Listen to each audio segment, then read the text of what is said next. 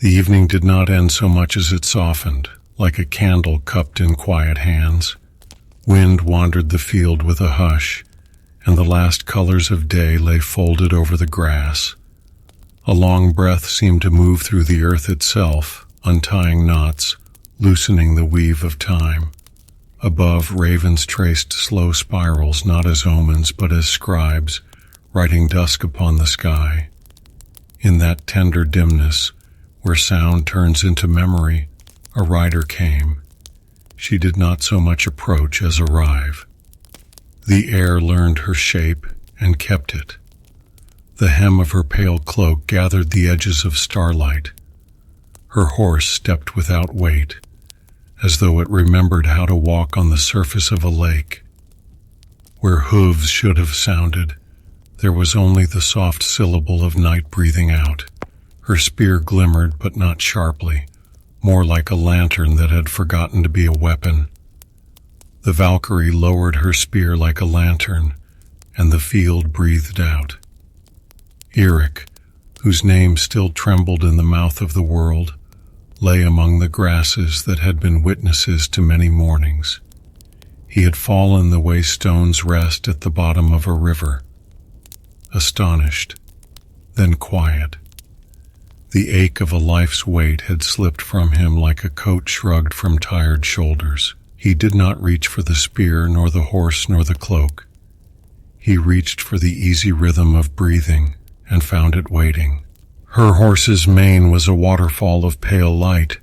The Valkyrie dismounted without breaking the silence. When she paused, the night paused too, as if listening for its own heartbeat. She knelt beside Eric and placed 2 fingers over the hush where pulse had once spoken. What she sought was not there, and that was right. She did not mourn. She honored. "You are ready," she said, and the words were not heard so much as remembered.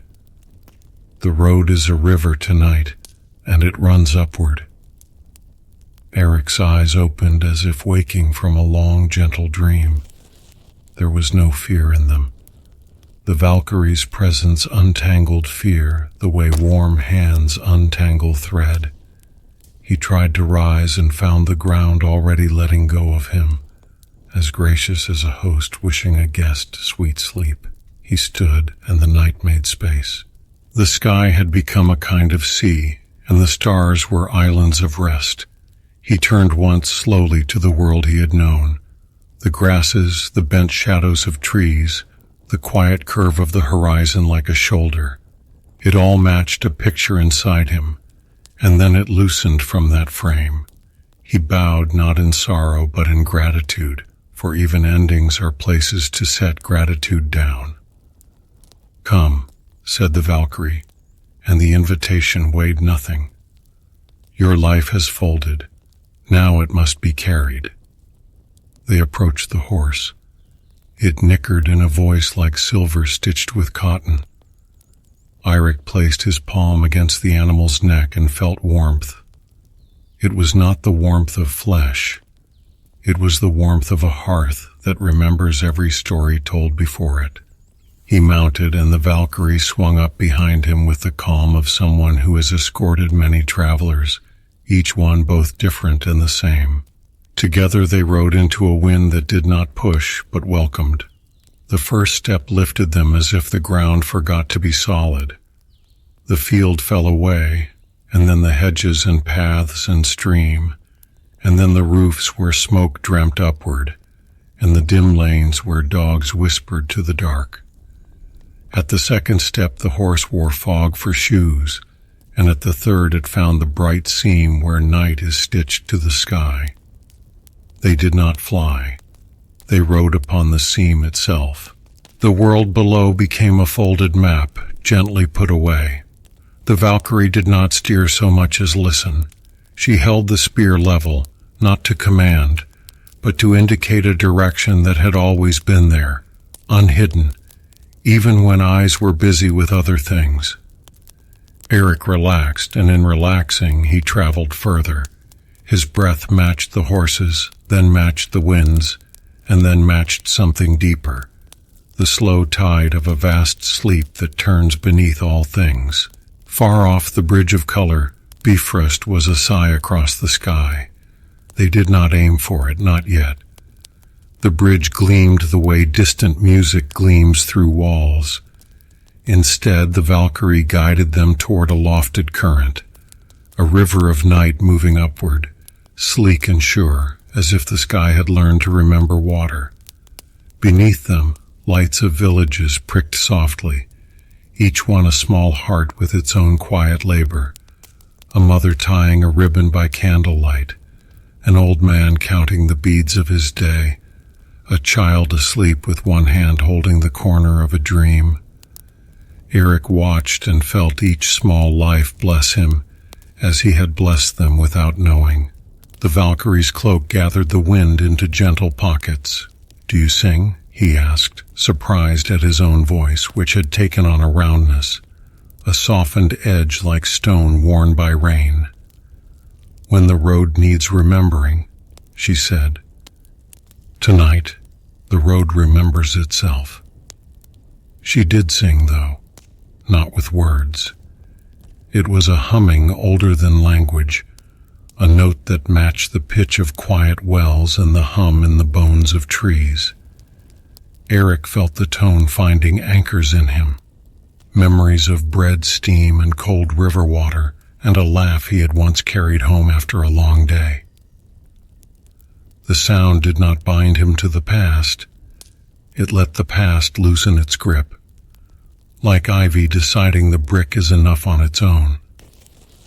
Clouds parted with the courtesy of curtains. They passed through a veil of mist that smelled faintly of heather and warm iron. Beyond it, stars were closer, not crowded but companionable, as if they had stepped into the hearthside of the heavens. The horse's mane took on the sheen of milk poured slowly. They rode and did not count the time. The measure was not minutes. It was breaths that met and agreed. Below, the sea turned a page. Above, constellations made a soft grammar. "Will there be battle?" Eric asked, not afraid, more in the way a traveler asks if the road will bend left after the orchard. "There will be practice," she answered. "There will be feasting. There will be resting so complete that strength becomes a quiet animal that comes when called. There will be songs that remember the shape of courage without sharpening it into fear." "And afterward?" he said, sensing a horizon beyond the one they were moving toward. "Afterward is not a cliff," she said. "It is a door that opens from a room you have come to love. When it opens, the love goes with you." He nodded, and the nod traveled through his shoulders and into the horse, and the horse accepted it as a kind word. The river of night rose into a brighter dark, and in that brightness a shape appeared, not architectural at first, but musical, a low-held note gathering harmonies. Valhalla came into view like a chord found by patient hands. Eric did not see walls, then doors, then beams. He saw a welcome knitting itself into a place. Only after that did his eyes find the gold, shield upon shield catching a light that was not sun, was not fire, but something remembered by both. Above the long hall, banners moved in a wind that did not disturb. Each banner was a story distilled to its gentlest color. He felt none of the old urgency that names a threshold and rushes through it. He felt the pleasure of arriving early to a supper where there is enough seat and enough bread. The plain before the hall shone like dark honey. Other riders moved there, quiet in their bearings, escorting others whose names the world was still whispering or had just learned to whisper less. No one hurried. Pace was a courtesy. Some dismounted and walked the last stretch, not from rule but from a wish to feel the ground remembering them. The earth remembered everyone equally here, and that equality was not stern. It was tender. The Valkyrie placed a palm against his shoulder, steadying, not restraining. "We can wait," she said. The door opens for you whether you step now or after 100 more breaths. Eric looked beyond to the long table he could sense rather than see, to benches that had learned the shapes of many backs, to the rumors of music that had put down roots in the rafters. He wondered if he would recognize anyone. He wondered if recognition was even necessary, or if companionship here made names into something softer, like nicknames the soul gives to the soul. Across the field a stag lifted its head, antlers carrying the moon like a careful waiter carries a bowl. Eric smiled. The motion surprised and pleased him by its simplicity. "I was often tired," he said, not apologizing, not confessing, only stating a fact of weather. "The days were long and I loved them and they grew heavy." "They have been put down," she answered, "so your hands can learn other work." "What work?" he asked, and in the asking he felt no burden, only a curious leaning forward. "The work of resting so well that rest itself becomes a blessing for others," she said, as though she had answered this question 1,000 times and each time found it new. "When you sleep, the world sleeps a little better. When you lift a cup, the river at the edge of the world feels steadier." The wind along the hall's eaves purred like a cat in a lap. They moved again, not to arrive but to be nearer to arriving. Eric breathed, and as he did, he felt the dust of old roads lift from him in small, cheerful clouds. He felt a warmth settle into his bones with the delicacy of flour sifted over a board. The Valkyrie's humming returned, or perhaps it had never left, and he had only now learned how to hear its middle notes. On the far side, a door banded in runes listened more than it shone. The horse lowered its head. The gesture was a bow to everything and to nothing in particular. Eric slid down and stood on a ground that welcomed his weight as a missing piece returned to a puzzle. He placed his palm over the place where his heart had told time. The clock was no longer needed, but a softer counting remained, steady and unhurried. From the rafters came a scent like warm bread, pine resin, and patience. "You may enter," said the Valkyrie, "or you may sit and watch the way of it, like a child at the theater who has come early to see the curtain breathe." Eric sat. The bench kept a story about the last person who had sat there and whispered it to him in the language of smooth wood. He listened without trying to understand. Understanding was no longer a task. It was a guest that came or didn't, and either way the tea was warm. A raven landed on the post and looked at him with an eye that did not measure. "You are not leaving me," he said, though he knew the answer. "I am not leaving anyone," she replied. "I am moving on to greet the next traveler, and I am also here because the road makes a circle bigger than we know. When you call, a path will run from your voice to my ear, and I will hear it before you finish calling." He let that be enough. Near the door, other Valkyries conversed in the easy standing still of people who have ridden far and learned to save motion for when it is needed. Their armor did not clatter. It conversed quietly with the air. Eric rested his hands, empty and correct. He watched as a new rider arrived, a woman whose smile had the angle of a crescent moon, and whose hair held the long light of a coast. She dismounted and touched the ground as sailors touch a pier, with gratitude and a promise to return to the sea when the sea is ready for them again. The Valkyrie with her bowed to Eric as one greeter nods to another, equals in the practice of welcoming. Somewhere a horn sounded, not to summon but to soothe. The sound threaded itself through the hall and field and banners and the plain body of the night.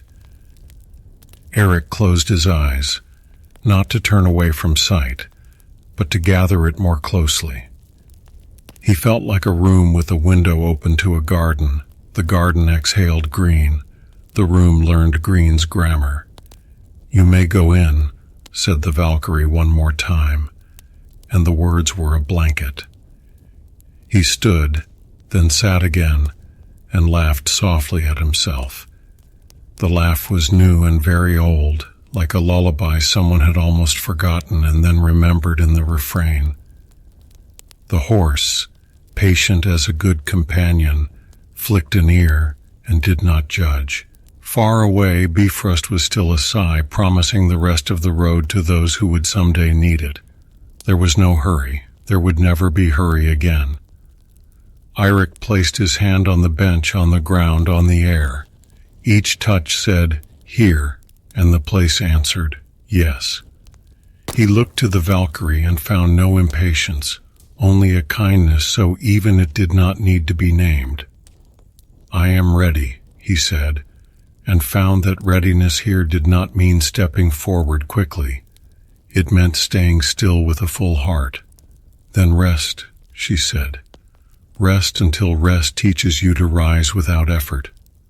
He closed his eyes, and in closing them he did not fall asleep so much as settle into the part of waking that touches sleep with an unafraid hand. The hall waited, the door listened, the banners breathed, the stag lifted its careful moon. The night carried him without moving. The ride of the Valkyries continued, not as thunder, but as lullaby. And if there was a future, it could wait. The present was a cup, and it was full, and it was warm in his hands. The approach to Valhalla was not sudden, nor did it resemble the clamor of armies or the swelling pride of kings. It came like dawn comes to the eyelids, softly, steadily, with an inevitability that feels like mercy rather than force.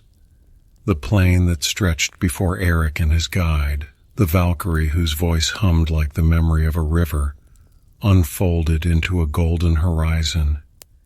It was not the gold of coin or treasure. It was the gold of candlelight on old wood, the glow of embers refusing to dim, the quiet generosity of autumn fields left after harvest. In the distance rose the hall itself, not a fortress with walls of stone, but a living presence. Its roof was said to be tiled with shields, and indeed, as the weary rider drew closer, he saw 1,000 round discs overlapping, each one catching not sunlight. There was no sun here, but a kind of remembered light, as if every battle fought and every hearth once warmed had pooled into a single radiance. The edges of the shields gleamed not sharply but tenderly, like halos leaning toward the earth. The great doors of Valhalla stood open, not swung wide in invitation, but parted as curtains might be, waiting for footsteps yet unmade. Carved upon them were runes that did not shout their meaning, but whispered it, lines that flowed with the patience of streams, curves that seemed to echo the breath of those approaching. Eirik, still carrying the astonishment of being chosen, felt his breath fall into step with the rhythm of that place. Each inhale seemed drawn from the rafters above. Each exhale returned like a gift. The horse beneath him slowed, sensing that here pace was no longer a matter of hooves, but of reverence. The Valkyrie dismounted first, her cloak trailing across the ground not as fabric, but as mist that refused to settle. She turned, holding out her hand, not commanding, but offering, as one might to a child stepping into a festival, unsure of the crowd but eager to belong. Eirik placed his hand in hers, and for a moment the years of toil, the calluses, the scars, the cold mornings where steel was frost itself, seemed to dissolve. What remained was the warmth of being led. Together they stepped toward the doors. At once the air grew thicker, not heavy but dense with memory. He smelled wood smoke, though there was no fire yet near. He heard the clink of cups, though no one drank in sight. He felt laughter echo in the beams, though no mouth had yet opened. Valhalla was already inside him before he crossed the threshold. When he did, the world expanded. The hall was vast, wider than the plain outside and higher than the clouds that had carried him. Pillars stretched upward like trees grown from the bones of Yggdrasil itself, their bark etched with runes that glowed faintly, not in fire, but in recollection. Between them hung banners of deep crimson and earth brown, each one embroidered with tales of warriors whose names had not been forgotten, though the world below might have let them slip. Here, memory was not fragile. It was woven into the walls. The roof shone with a luster both grand and intimate. From below, the shields gleamed like golden scales of some immense creature breathing calmly. Sometimes a faint chime rang, as though wind had touched them, but no wind stirred. Instead, the sound was the hall itself acknowledging those who entered, offering a note of welcome to each new soul. Tables stretched from one end to the other, not in rigid lines but in generous arcs, like rivers finding their way across fertile land. Upon them rested horns and cups, loaves of bread that never cooled, and platters upon which lay the boar Sarimnir, forever consumed yet never diminished. Its scent hung in the air, rich, savory, not overwhelming but steady, like the promise of nourishment. Eric's eyes widened, but not with greed, more with gratitude.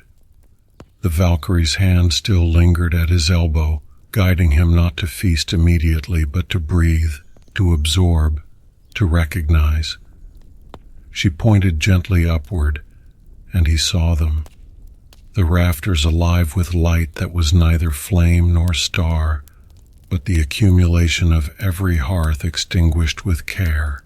It was warmth in its purest form, a warmth that asked for nothing, that simply gave. Warriors filled the hall, but their numbers did not crush. Each man and woman sat with the ease of one at home, yet with the dignity of one among equals. Their voices rose, but not in clamor. They mingled like streams forming a single slow river. Sometimes laughter broke, deep and thunderous, but even that laughter settled back like waves after a shore has been kissed. A seat was waiting. Eric did not know how he knew, but he felt it, an emptiness shaped exactly like him. As he approached, others shifted, not to make room, but to acknowledge that the room had always been his. He sat, and the bench held him not as a stranger, but as a memory long anticipated. A cup was placed in his hand. Its weight was familiar, though he had never touched it before. Mead, golden and slow, brimmed within, carrying a sweetness that seemed distilled not from honey but from the kindness of bees themselves. He lifted it, and before he drank, the Valkyrie touched his shoulder once more. "Rest here," she said. "The hall holds you as surely as the earth once did. You have given your years. Now your years will give you." He drank. The mead moved through him not like fire, but like gentle rain soaking into dry soil. Each sip unfolded memories he thought he had lost. The voice of his mother calling him in from the fields, the weight of a friend's arm around his shoulders, the soft sigh of snow settling against a cabin wall. The memories did not trap him. They blessed him, then released him, each one bowing before vanishing like mist. Across the hall a skald sang. His voice was not sharp nor demanding, but deep, as if rising from the floorboards themselves. He sang of voyages, of storms weathered, of battles where courage shone brighter than swords. But more than that, he sang of quiet moments, of warriors mending nets, of laughter around a fire, of silence shared on the eve of departure. Eric closed his eyes, and the song wrapped around him like wool on a winter's night. The Valkyrie did not remain beside him, but neither did she leave. She seemed to dissolve into the hall itself, her presence lingering like a note sustained on a harp. Whenever he lifted his eyes, He caught sight of her at the edges, speaking with other guides, placing a hand on the back of a weary soul, reminding each that they were seen. As he grew accustomed to the hall, he noticed other figures, great heroes perhaps, though none bore crowns or scepters.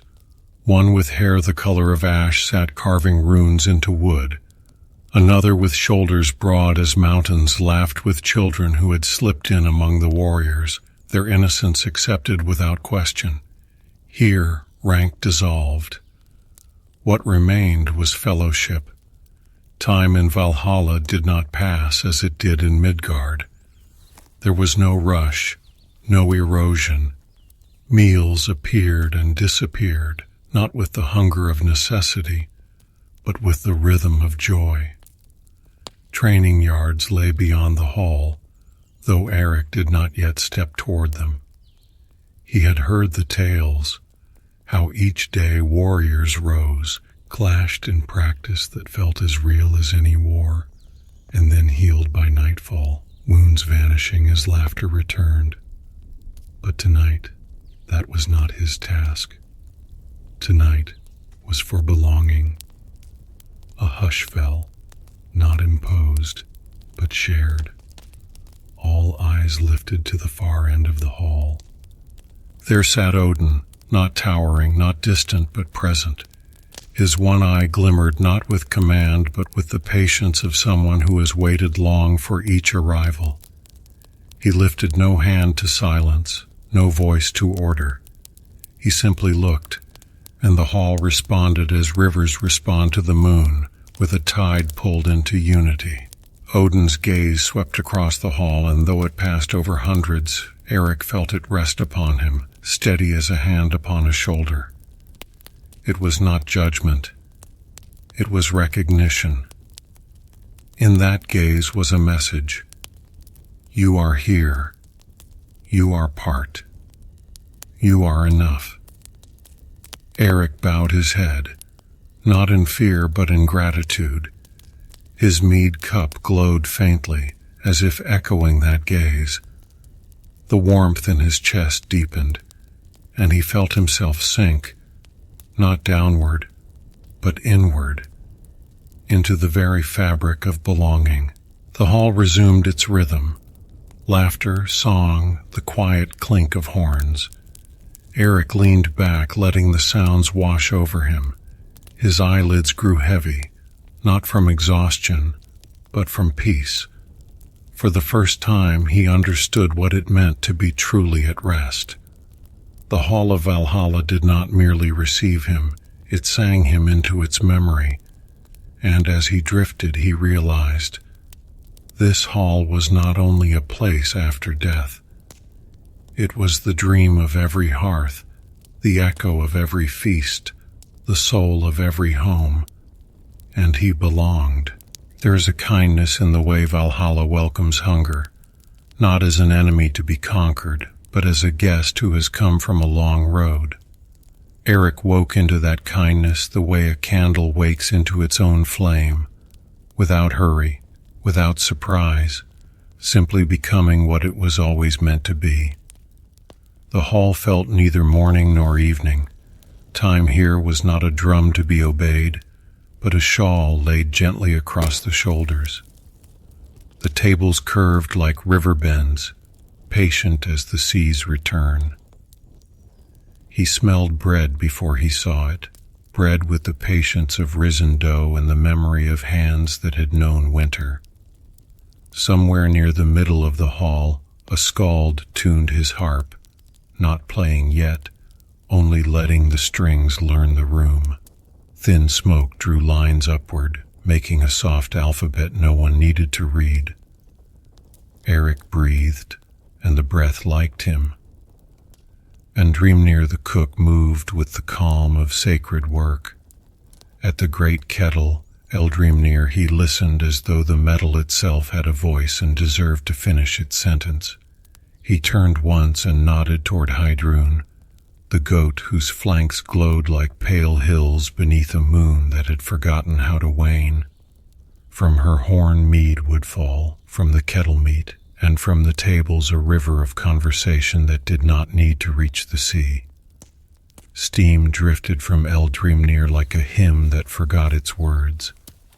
It curled around wrists and cheekbones and the rims of cups, carrying a hint of pine and salt, the way a traveler carries 2 stories in one pocket. When Andrimnir lifted the lid, the hall exhaled as one.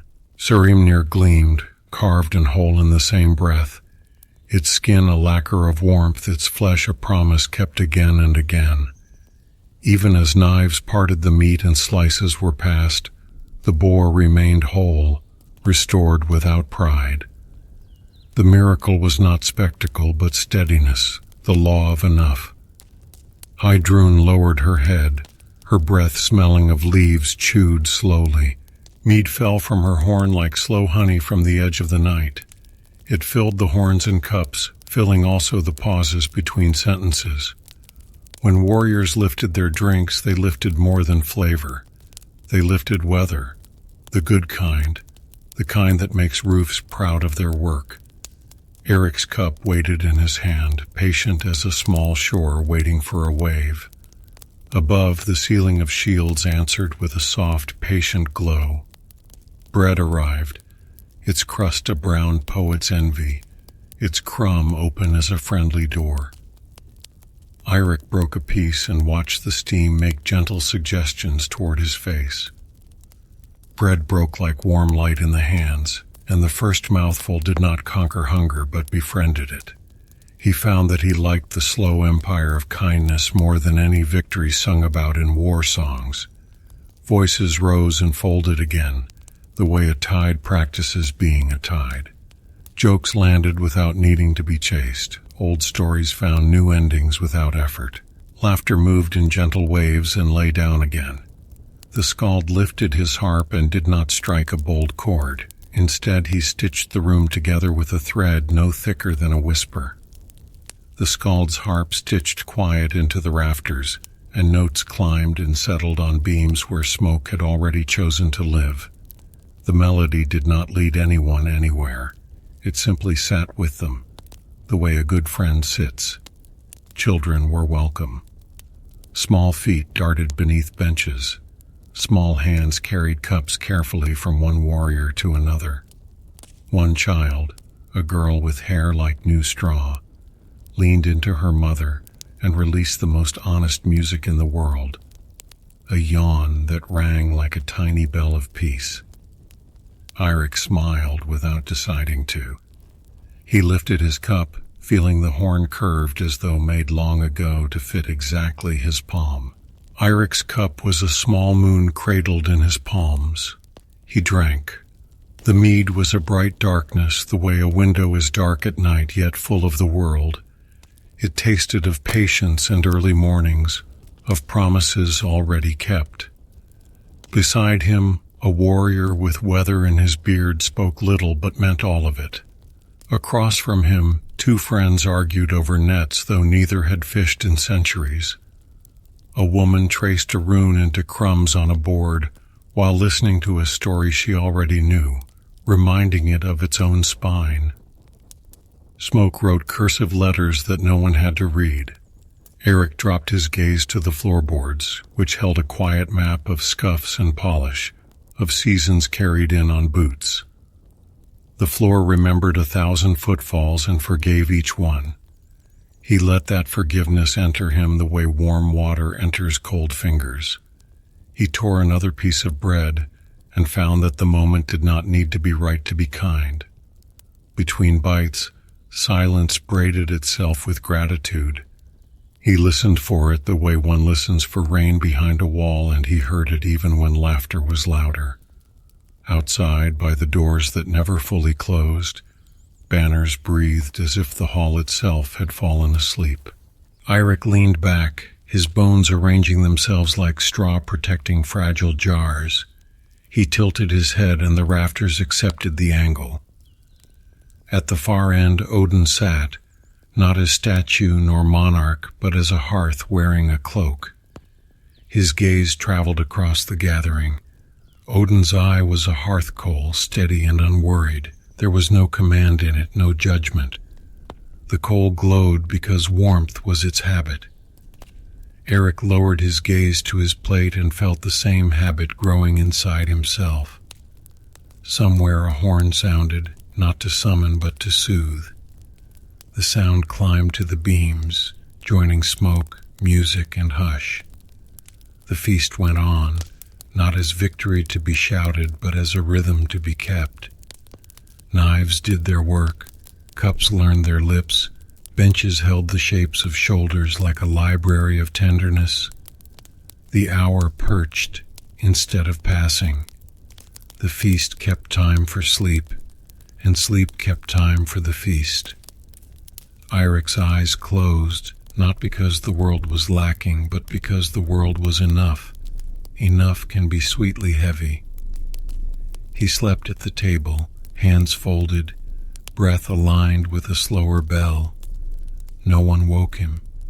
Nothing hurried. Everything arrived exactly when it chose to be gentle. The feast had softened into silence, not because joy had ended, but because joy had chosen a slower shape. The benches still remembered laughter, the tables still held the scent of bread and mead, yet the hall itself seemed to lower its eyelids.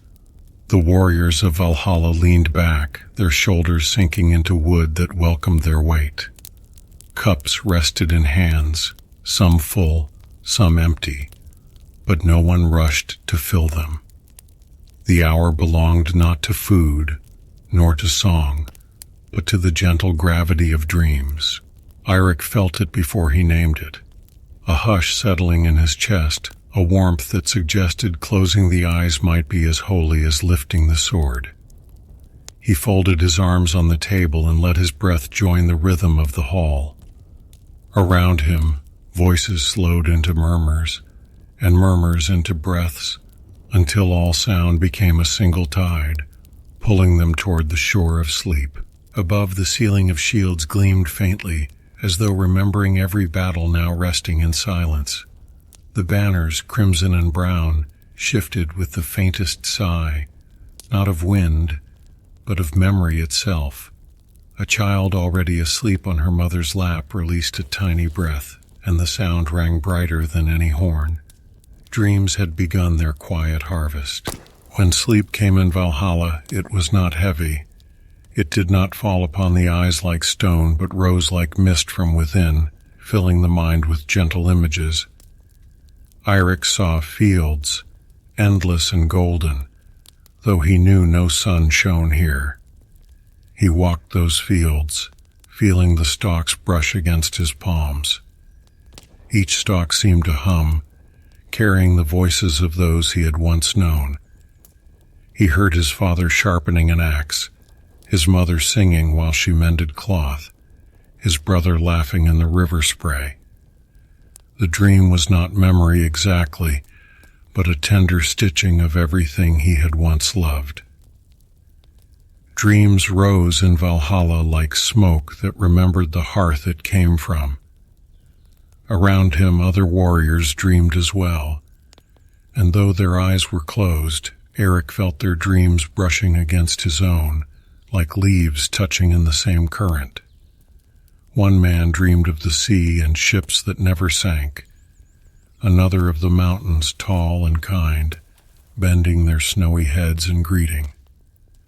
A woman dreamed of her child's first steps, repeated again and again, never stumbling, always rising. Together their dreams formed a chorus, each voice distinct but harmonious. In this dream space, Valkyries still moved. They did not guide souls now, but dreams. One walked among the sleepers, her cloak trailing like the veil of night itself, her hand resting lightly on a warrior's brow. With her touch, the dream deepened, becoming steady like water poured into a waiting jar. Eric felt her presence near him, and though she did not speak, his dream steadied too, its colors becoming clearer, its shapes more whole. Through the veil of dream, the Valkyrie's hand was a lantern. He dreamt then of Midgard, not of battles but of simple days. He stood once more in the small clearing where he had hunted as a boy. He felt the cold water of the brook on his ankles, saw the wildflowers trembling with bees. His heart lifted at the sight, not with longing, but with peace, as though Midgard itself were visiting him, thanking him for being part of its story. He knelt to the brook, touched the water, and the water answered, not with chill, but with warmth, as if even rivers remembered him kindly.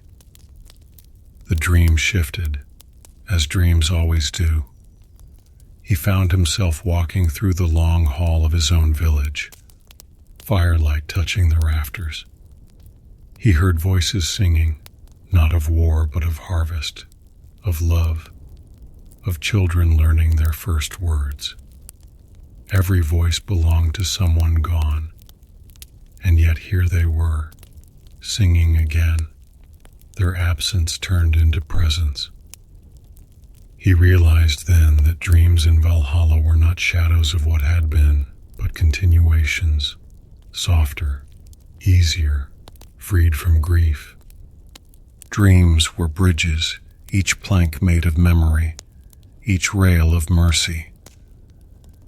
Eric lay within his dream as within a cradle, rocked by voices old and new.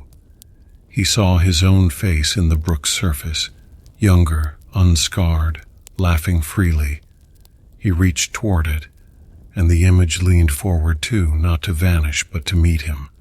In dream he embraced the boy he had been, and the boy embraced him, no difference between them. He understood then that in Valhalla, even the self could be whole again, each fragment invited back to the table. Around him the dreams of others shone. Some dreamt of the future, a dawn after Ragnarok, where fields grew again and halls were built anew. In their sleep, they rehearsed hope. Others dreamt of the present, the endless feast continuing inside their minds, cups never empty, laughter never fading. A few dreamt of silence itself, a great stillness that was not lonely but abundant, like the silence between notes that makes music possible. Silence in dreams was not empty, but full as a field of grain. The Valkyries moved gently, tending these dreams as gardeners tend blossoms. They did not change them, but protected them, brushing away shadows that tried to intrude. If sorrow entered, they cupped it, turned it, softened its edges until it became a song instead of a wound. If fear crept in, they bent low, whispering courage into ears that would never wake frightened. Even in dreams, Valhalla was guarded. Eirik dreamed then of Odin, not as the ruler on the high seat, but as an old man walking through the woods, one eye bright, the other hidden. He walked beside Eric as though they were equals. "What do you see?" Odin asked, though the voice was quiet, not booming. "I see what I have loved," Eric answered, and Odin nodded, satisfied. "That is enough," he said. "To see love is to carry it. Even here, especially here." The dream folded then into night's deeper layer. Eric stood on a shoreline where waves moved like breath. Across the water he saw faint lights, villages, hearths, stars reflected. He felt no urge to cross. The seeing was enough.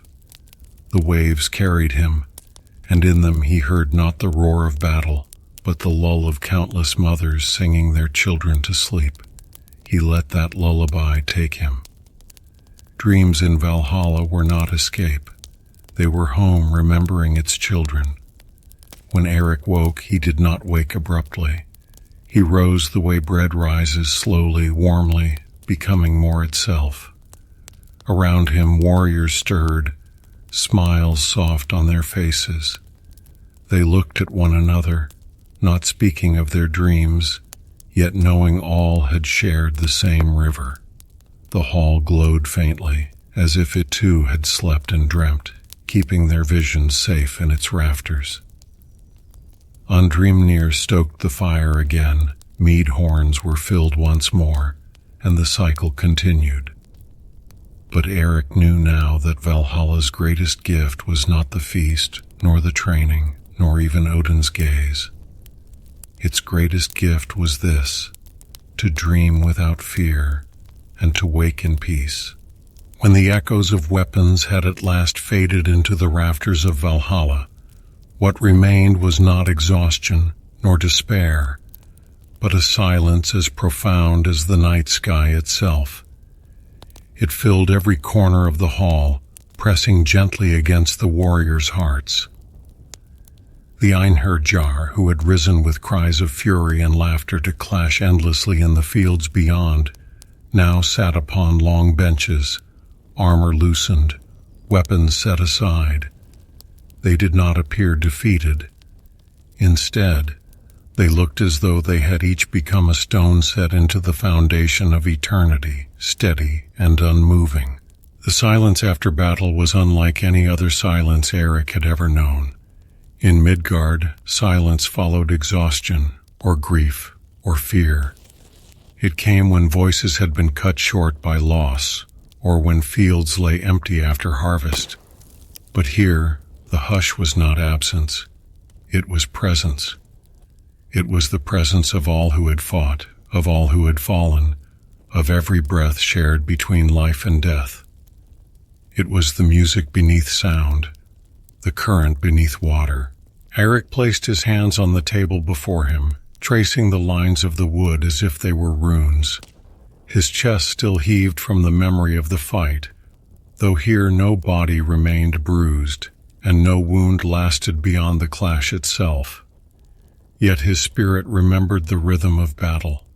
The silence now seeped into him, gentler, slower, filling the hollows left by fury with something richer. He could feel his heart, once pounding like a war drum, slowing to a rhythm closer to the turning of the seasons. The torches burned low. The rafters creaked softly like branches swaying above an unseen forest.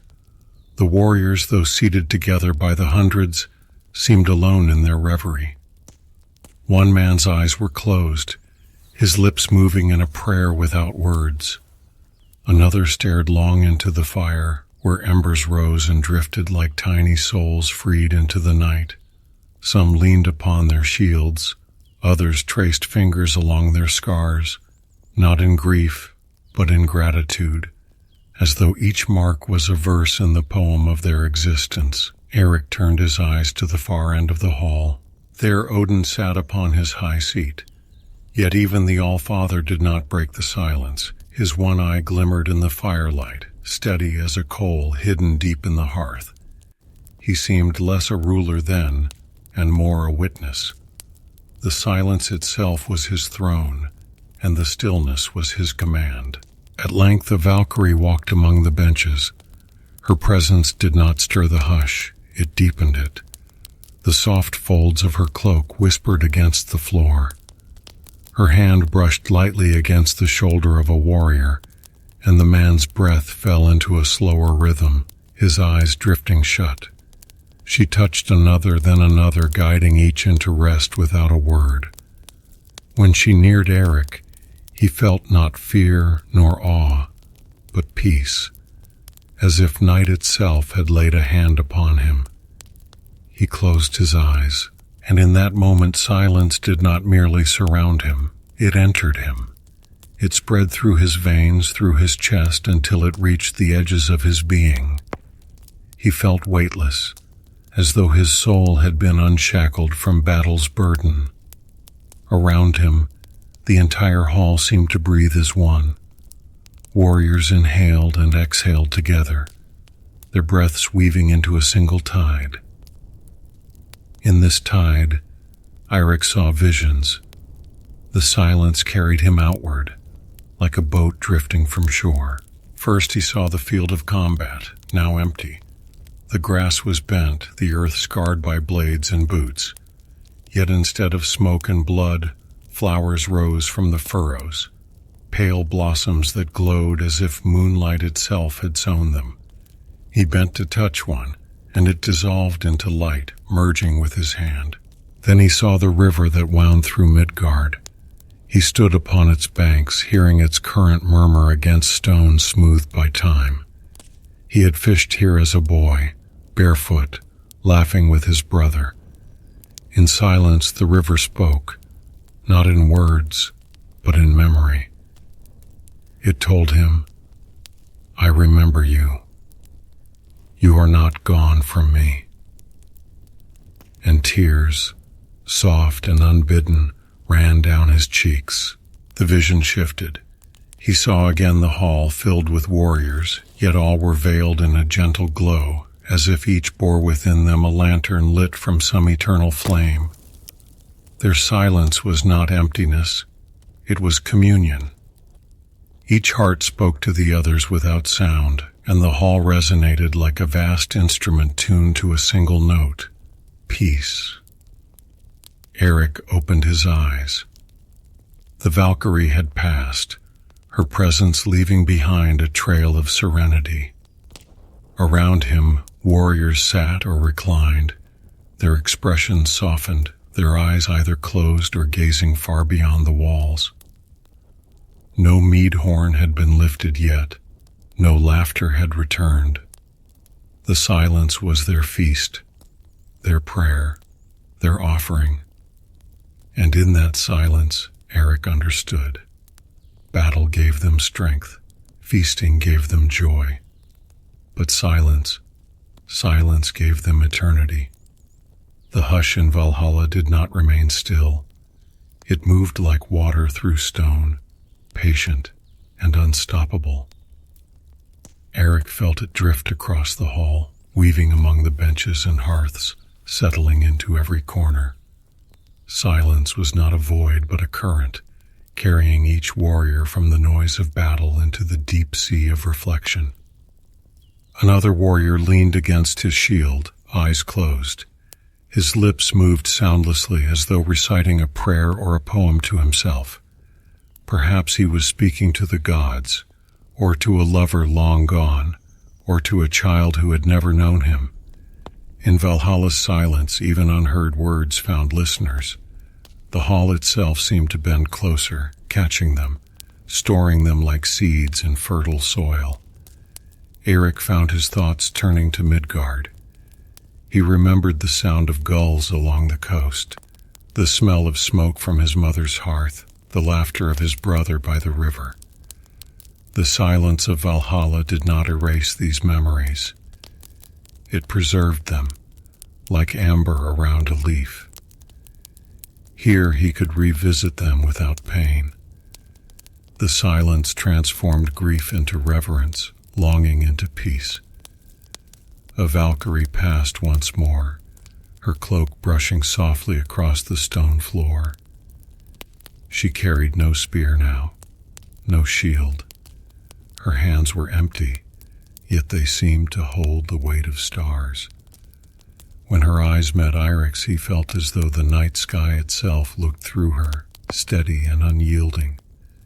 She paused by a warrior who sat trembling, his hands clenched. She knelt beside him, placed her palm upon his arm, and the trembling ceased. No words were spoken, none were needed. The hearth fire dimmed, leaving only embers. In their glow, Eric saw shapes rise, faces, fleeting and tender, drawn in smoke. He saw the boy he had been, running barefoot through fields of grass. He saw his father, proud and stern, and his mother's hands, rough from work but gentle in their touch. Each image lingered for a breath before dissolving. Yet the silence gave them weight, as though even illusions could become truths. He breathed deeply, feeling the air thicken with meaning. The hall's quiet was not empty space, it was a vessel. Into it poured every memory, every hope, every sorrow softened into song. And together, these became the feast greater than any meat or mead. When he looked again, he noticed Odin's gaze sweeping the hall. The Allfather did not speak, but his eye glowed with patient fire. It was not command, it was witness. Odin too sat in silence, as though to remind them that even gods bow before this hush. Eric wondered if the Allfather's dreams rose from this same silence, carrying him into visions of what was to come. Time drifted. Moments stretched long and melted into one another. The silence became a cradle, rocking them all. Some warriors leaned upon their neighbors, resting heads against shoulders. Others lay upon the benches, breathing slow, their bodies glowing faintly as if wrapped in light. The stillness was not sleep, though it resembled it. It was something deeper, a shared communion with eternity itself. Eric's eyes grew heavy, but he did not fight it.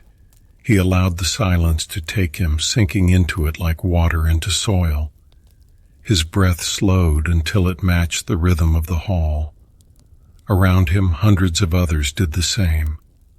1,000 chests rose and fell together like waves upon an endless shore, and in this silence he dreamed.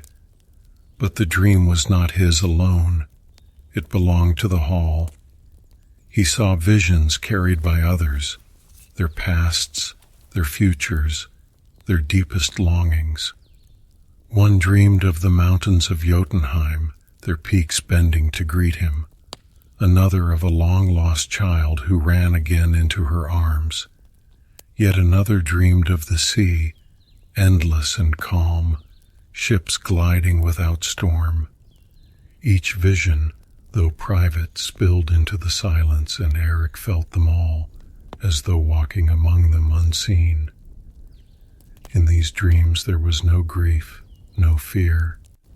Even visions of battle became softened, turned into lessons rather than wounds. Ragnarok itself appeared in flashes of fire and flood, yet it too dissolved into dawn, as if the silence itself promised renewal. When Eric stirred once more, he did not wake fully. He opened his eyes just enough to see the glow of torches, the forms of warriors leaning against one another. The hall still breathed, and he with it. He realized then that silence after battle was not merely rest. It was remembrance, it was healing. It was the other half of eternity. The silence lingered, but it was never stagnant. It deepened, shifted, and carried the warriors into layers of thought and memory. Each heartbeat echoed faintly in the hush like drops falling into an endless well. Eric felt his chest rise and fall with the rhythm, and he realized he was no longer separate from the others. Their breaths had become his breath, their stillness his stillness. Valhalla itself had drawn them into a single body. Somewhere, a harp stirred. It was not loud, nor did it break the silence. It joined it like moonlight added to night. A skald plucked soft strings, and the notes drifted like dust through a shaft of light. The music was slow, each tone stretching long, dissolving into the air before the next arose. The silence embraced it, carrying it upward to the rafters, where the shields gleamed as though listening. Eric closed his eyes again, and the tones guided him deeper. He saw himself upon a battlefield not of blood, but of stars. The sky was dark, scattered with constellations, and beneath him the ground shimmered like glass. He walked among warriors not with weapons, but with lanterns, each flame glowing gently, illuminating faces calm and unafraid. This was the silence after the final battle, the quiet of a world remade. In that vision, he heard a voice, not booming, but tender. Rest, child of the earth. You have fought enough. He did not know if it was Odin or the hall itself, or his own heart speaking, but he accepted it, and with acceptance came release. When he opened his eyes once more, he saw his comrades, One warrior leaned his head back, mouth open slightly in sleep. Another rested both arms across the table, cheek pressed to wood polish smooth by centuries of use. A woman sat cross-legged, her hands folded, her lips curved in a smile born not of jest, but of contentment. They were bound together in silence, a company greater than armies. The Valkyries had ceased to move among them. They stood instead at the edges of the hall, guardians of the stillness, their faces serene. In their presence, the hush grew holy, as though sanctified by their watch. Time passed without measure. It could have been minutes, or hours, or days. The Einherjar did not care. Silence had carried them beyond time's reach. At last the hearth flame stirred again, not with roar but with a soft rising crackle. The hush lifted gently like fog touched by dawn. A warrior shifted, another stretched. Horns were raised once more, bread was broken, and the hall returned to its rhythm of feast and laughter. Yet the silence lingered within them, a seed planted deep, reminding them that battle and feast were only halves of the whole. The silence after battle was the thread that bound it all together. Eric lifted his cup, but before he drank, he closed his eyes one last time. He listened for the hush still echoing in his chest. And there it was, steady and calm, promising to return again after the next clash, the next feast, the next dream. It would always return, as faithful as the dawn. He drank, and peace filled him. When the last cry of Ragnarok faded, when the clash of gods and giants dissolved into ash and shadow, the world did not end. It breathed, slowly, softly, as though after centuries of storm, a single dawn rose. The battlefield lay silent, the great serpent stilled, the wolf unmoving, the gods fallen. Yet in the silence there was not despair. There was space, space for something new. Eric stood among the Einherjar, yet he felt no weight of weapon, no call to rise. The silence after the final battle was deeper than any he had known. It was not the hush of waiting for another clash, nor the pause between feast and dream. It was the hush of completion. The circle had closed, and now a new one waited to be drawn. The sky glowed pale. Where fire had once raged, light now gathered like tender hands. The seas once boiling stretched calm and silver. The land, shattered by flame and flood, grew quiet. From the earth shoots of green appeared, fragile yet certain. They rose through cracks in stone, carrying the promise of life reborn. Eric breathed, and his breath was not heavy. It was light, carried by the breeze of renewal. Around him, warriors who had once shouted with fury now stood in awe. Their eyes reflected dawn's gentle glow. No one lifted a sword, no one sang of victory. They simply listened to the whisper of leaves returning, to the hum of rivers freed, to the pulse of the earth that had chosen to endure. Among them a Valkyrie passed. Her cloak no longer bore the dust of battle. It shone instead like morning sky. She carried no spear, only an open hand, and in her gaze was not fire, but kindness. She touched the brow of a fallen warrior, and where he lay, grass grew. She touched another, and flowers opened. The ground itself seemed to respond to her mercy. The hall of Valhalla appeared then, not as a fortress of shields and spears, but as a hearth waiting to be kindled anew. Its roof gleamed with a gentler light. The banners, once crimson with tales of war, now hung like soft curtains, carrying the stories of peace. Odin's seat was empty, yet his presence lingered in the silence, steady as the roots of Yggdrasil itself. Eric felt no sorrow. The silence was not grief, it was blessing. In it he sensed his family, his village, his past life. He sensed also futures not yet born, children who would walk in meadows restored, rivers that would sing without fear. Ragnarok had ended, but life had not. Life had simply changed its shape, as breath becomes mist, as night becomes dawn. He knelt to the earth and placed his hand upon it. The soil was warm. Beneath his palm, he felt the pulse of the world, slow and strong, steady as a heartbeat. It told him, "You are part of me. You are remembered. You are renewed." The Einherjar bowed their heads. Some wept softly, not in despair but in relief. Others smiled, seeing in the rising sun not the end of their valor but its reward.